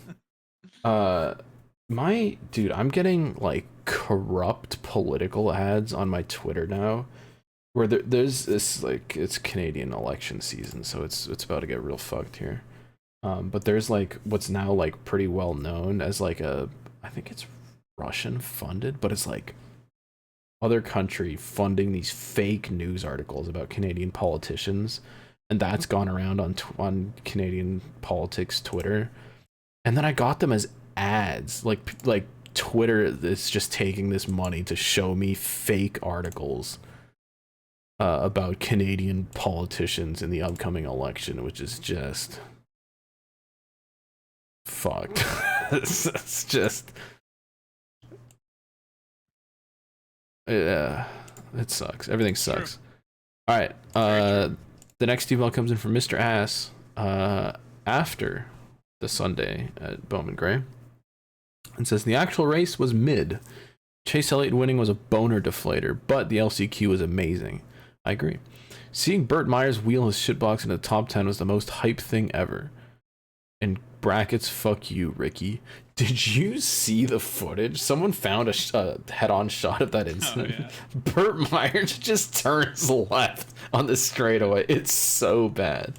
Anyway, the Ty Gibbs terrorism was fun, and the atmosphere was the best I've ever seen at a race. I had to spend like an hour on the sidewalk to get to a bus to get to our parking lot, though. So the race was shit. 0 to 10. Bulldoze Bowman Gray. Your words. Hold on. I wanna attempt to share this. We'll see how my fucking internet handles that. What is this? Oh, you're trying to. Hold on. I think we have the technology. Yeah, I just want again for. This is the shot I was talking about. Yeah. Yeah. All right. Just so watch this for shout reference, out to that wall sticking up. Ben by wasn't the way. there. That 50 car, the white and black thing that used to be the money team is now called the Merivet, was like a local dude. He got up into the top 10, and then Fox, in classic Fox, totally missed how this started, and he got dumped, and then all the fans were mad at Stenhouse for like dumping the local guy.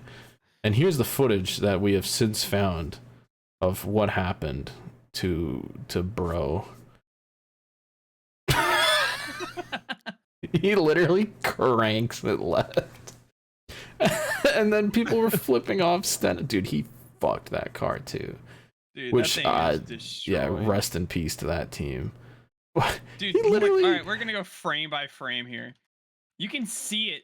Just where's right he going? What is he doing? Where's he going? Cranks it across the nose. Like cranks it so hard. Yeah. What is Stenhouse supposed to do? You're not clear, bud. That is the pinnacle of racing. And then, yeah, Amerivet was fucking tweeting. Were they? At JTG, or sorry, Hayek. Oh, right. After the race, yeah, they were fucking like, they were like posting tweets from the hauler and being like, "Where you at Stenhouse Jr.?" And it was I did think it was funny that he like recreated the Stenhouse Kyle Busch thing by standing at the. That's what it was. It was a reference to when Stenhouse stood there for Kyle Busch and they got in that fight, but it was fucking the other dude standing at Stenhouse's hauler. I thought it was cute. I will say that is like a small time team entry that just had their car fucking demolished by this guy, which is unfortunate. We probably won't be seeing them at Daytona. The next email comes in from Skylar. It says, "What up, shrimps? How we doing? I got 2 questions." Well, you just used one of them. Out of all the NASCAR console games, what game made the cars feel the most realistic? I have not driven a NASCAR, and therefore I cannot tell you which one feels the most realistic. Your techniques are my favorite driving physics. It is the NASCAR 2013 console. Oh man, I mean it's the same Technics shit game I was talking about. Sure. Those are my favorite ones to drive. Yeah. My second question is: I don't claim to be a good car designer, but I believe this is my best design yet. What do you think of it, and what can I improve? Oh boy, don't ask us Uh-oh. this. Don't. Oh, I see DT's face right now. Keep a smile on it, DT. All Share right, with is the it rest of the class? Yep.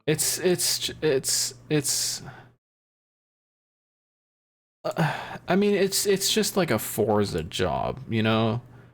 Yeah, it's It's not Yeah. terrible. It's not terrible. It's just like you put one friggin' sticker with these blocks on it, a Castrol Edge logo, a shopping list that gets cut off by the body. I don't want to go too deep into this, but like, Hey, it's more work than 2311 put into theirs. I guess you've got some kind of projection error here, and then you've got a shitty AMG. remade AMG logo on top of the actual AMG logo, so you can see how different it is.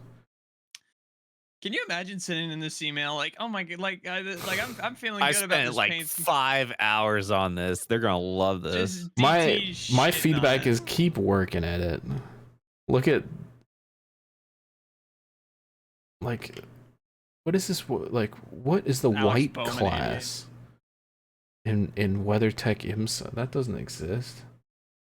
I don't know. Just look at some actual cars. Also, can we talk about how bad this new Forza Motorsport looks? Jesus Christ! Like, just look That's at not great. these lights and this looks like ass. That reflection looks bad. Forza is such a sad state. Like, not dogging on you or people that play Forza, but man, it is. I saw a YouTube video that talks about how much of a botch job it is. How they basically kept hiring, like they would just contract out studios to build Forza.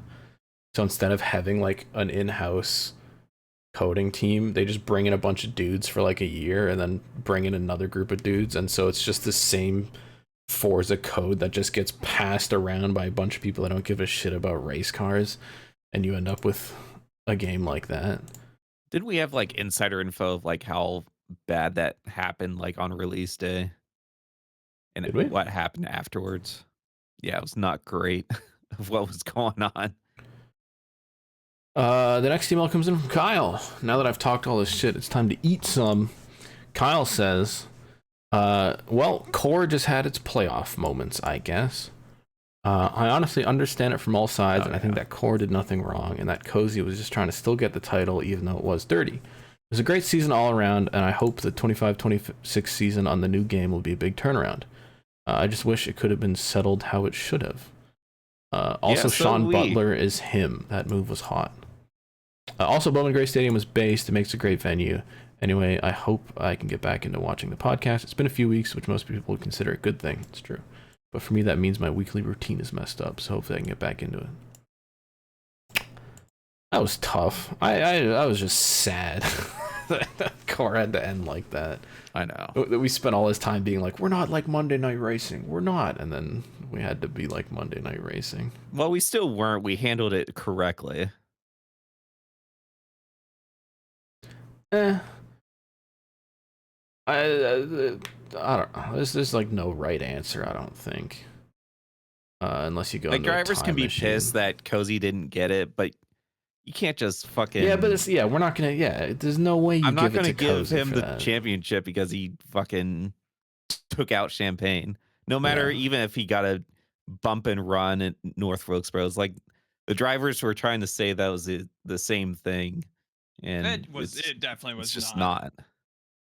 I hate to say this, but in the same way that like Max Verstappen always pushes the F1 rules and gets like to the very fucking edge of like being a problem, Champagne has kind of done that with Core, where he'll push like to the very edge of like not quite wrecking people but not being nice, and every season he like takes his probation and just kind of like sits on it.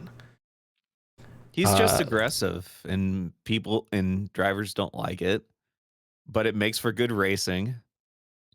He's such a great heel. Yes. And he didn't break any rules. Yeah. Yes, we had to add rules after he did something, but after that, he didn't do that.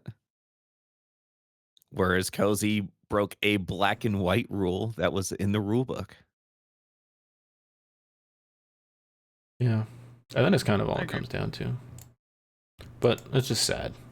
I hate that we have to fucking decide who wins the title. Well, shouldn't have made it our decision. It's true. It is true. The next email. Anyway, I hope Core can bounce back. We'll be alright. We've been through worse. It's at least we didn't announce the champion incorrectly like Core Season 1. And it went many seasons after that, so we're doing alright. Yeah, now's the time we throw away the stats halfway through a season. It's true. Not Matt DiBenedetto writes in and says, "Hello, Shrimps. I really thought the Clash was good, especially the beef and the heat in the LCQ races. Caleb, you were really wrong about it being a shit show other than the heats in LCQ. Also, you crashing out last episode was funny. Do that more, please. Hashtag fuck you, Caleb." Wow, dude. Wow. What was I wrong about? I think he said that the Clash itself was going to be a shit show, but then it wasn't. And just the heats in the LCQ were. Sure. From everything you guys said, it was a shit show. Well, the actual race itself. No, I enjoyed it. We got a third email from Mr. Ass. Jesus Christ. Subject line, my third email, in brackets, I need therapy. I've seen all the stuff about the Clash moving to Brazil, and personally, I don't mind. As much as I love the Clash of Bowman Gray, that track was not ready for a Cup Series crowd, and the tickets were expensive.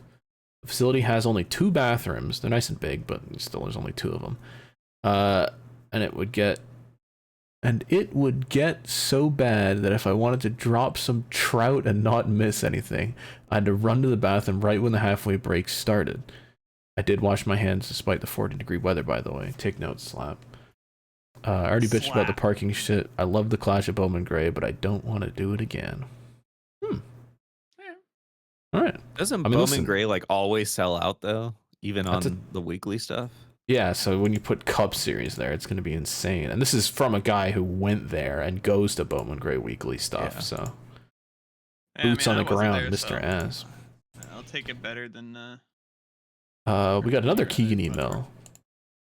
Says, "Hey Shrimps, I'm currently 1 month into my second semester at community college, and the animals have come out to play in mass majority.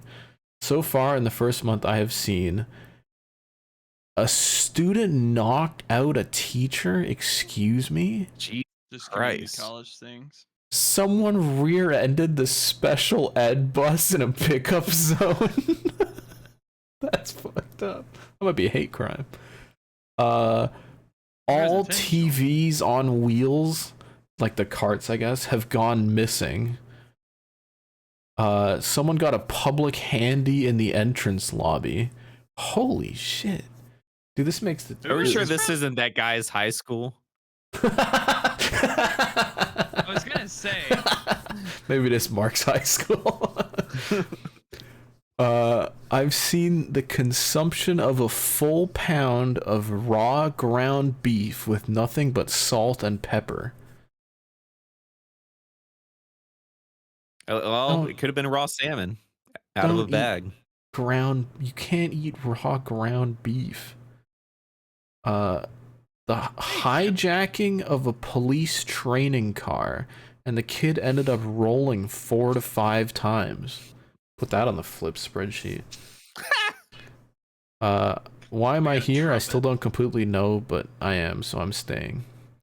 Holy shit. You might need to go to a different community college. That was what? That was within 1 month? Dude, my community college knowledge just comes from the TV show. Are you sure this is not like an ITT tech situation where it's like just a fake college? Were you dreaming? Did you actually go here? I might need some. Give me some articles. There's got to be news articles. How much money are you spending at this community college? Because it is too much. Keegan, I'm concerned. Keegan sent another email. It says, "Hey Shrimps, I'd like to start by saying the idea is drip, but the execution was a drown. This is a screenshot that I took from Front Row Motorsports. And I'm extremely uncomfortable with this picture. It's giving real boy band energy, and it's kind of gross." So I guess this was a Front Row Motorsports social bit. They did the NWA cover, but FRM. Yeah, no, that's sick. I don't think it's that bad. I'm a I fan. do need someone to Photoshop the fucking Pepe the Frog who like dropped his tray of food and is looking up, and then it's just these guys. I may have to make that if that hasn't been done already. I don't think it's that bad. I think it's kind of cute. It's fine. Last email is another Keegan brother. Keegan, just fucking send in one email. Like, take a few days to figure out what the fuck you want to send, bro. This is every week. We got 4 goddamn emails damn from you. I agree. Yeah, but then we would have 3 emails. At We'll just least have put a it long down one to from like Keegan. 2 a week. Like do like a start of week and an end of week. Look, we know there's 200 of you that listen to this piece of shit. Send them in, guys. Send in anything. You know we're gonna make fun of you. That's all right. That's fun of the game. That's fun of the game. Listen. Yeah, it's Just- part of the game that I will tell you to kill yourself. All right, just know it's with love. Okay, I don't want just you to get actually 4 die. emails from Keegan and 3 from Mr. Ass. Like, we got 14 emails this week, and 7 of them are from 2 of you. And then God damn it. Andor's got 2. Shrimp Hours presents at gmail.com for you audio listeners. Send 'em in. them in. It was only 1 from Andrew R this week. Take notes. Keegan says, "Hello again, Shrimps. I found this fascinating from an Instagram account, and Minnesota might be the most based out of everybody. Sorry for another screenshot." And this is somebody's map of like favorite motorsports in different US states. I don't ever trust any of these because I just know the friggin' data set is probably like 20 dudes. Yeah. Who the fuck? Formula E? Formula. That's not a single person would watch Formula E over like F1. That's not real. Yeah, this is Tennessee being F1. Really? What the hell is the Xfinity Pennsylvania and series West in Virginia? Minnesota? Excuse you? That's a high limit sprint cars. Oh. Yeah, IMS? You I think don't believe motherfuckers this. watch IMS? Like, this must just be like the social media fans of a friggin' NASCAR blog. Because this, like, if you look at actual numbers, would just be F1 across the board, wouldn't it? In terms of what people like, actually who the watch. fuck is watching IMSA that's not watching NASCAR or Formula 1? Nobody's watching just IMSA. Dude, they love all the IMSA people who also watch everything else love doing this shit on Twitter, and it's starting to drive me crazy. Where someone will be like, I want to go to an F1 race, but it's too expensive. And these guys go, 24 hours of Daytona costs this much money. Go to Le Mans. It's like, no, this person wants to go watch an F1 race, you fucking Right. heathens. Let them go to an F1 race. God. You can enjoy what you want. You cannot enjoy what you don't Dude, want. and I talked about this That's a fine. year ago when, like, Ferrari F1 team was like, "Oh, no race this week. Here's Charles Leclerc being sad. Oh, no race week." And everyone's like, "Fucking 12 hours of Spa is happening. Don't you guys watch any?" It's like the Ferrari F1 team Twitter account. God, let people enjoy things and Dude, exist. There's such, like, I don't know. There's a certain sect of motorsport fans that just has to be a victim. Like, I mean, it's not just motorsports, it's everything. Like, Just everyone has to be enjoy pissed about something and things. send their negativity to everything. I, for one, Football, NASCAR, I think it's awesome that fucking IndyCar. every second dude my age knows about F1. Like, I'll go to the function and there'll just be a bunch of, like, I guess 'cause it's usually engineering kids anyways, but they'll just be like, "Oh yeah, you watched the race last week? You see what's going on with Carlos Sainz or whatever?" And I can just start talking about F1. I don't like that just crosses the autism plane where I just have an instant thing that I love that I can talk about with anyone, that I spent like all of my primary school years with like nobody else understanding what I was on about. I love that shit. Shout out to F1 fans.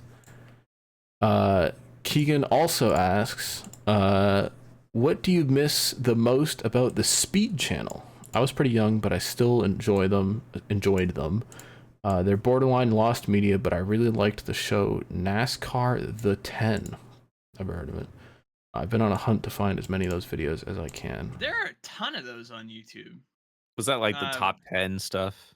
Yeah, it's like top 10, and they would Yeah. have like Matt Yoakum. It was basically like it was like a NASCAR version of those true TV shows of like the world's dumbest or whatever, where they would just bring on like a panel of people to talk about like specific moments or whatever. That's cute. I will say, NASCAR dropped their friggin' 2B TV channel, which sounds like a joke. There's that one joke about the fucking, it's on Hebe or Hubu or whatever the hell, but it's on 2B, and they have a NASCAR channel, and it's based, because they showed the friggin' modified race at Bowman Gray and just threw it up on there, and you don't even need an account. And I saw Bob telling people, like, to download the app or whatever. There's literally just a URL. Even in Canada, I just hit enter on it, and I'm just suddenly. I wonder like, if there's a here's the... Plex channel, because Plex normally goes through all those and kind of puts on their thing as well.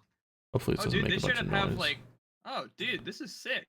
Dude, it's like the 1993 Daytona 500 is on, and then after that, there's a documentary about the Urban Youth Racing School, and then the 76 Daytona 500 is on at 3 a.m. and they just be rolling through old races. Like, this is based because they have that whole NASCAR Classics catalog, and it's just free, just whoop, on the internet. People can watch it, and even the boomers can watch friggin' 2B TV. I would hope. Yep.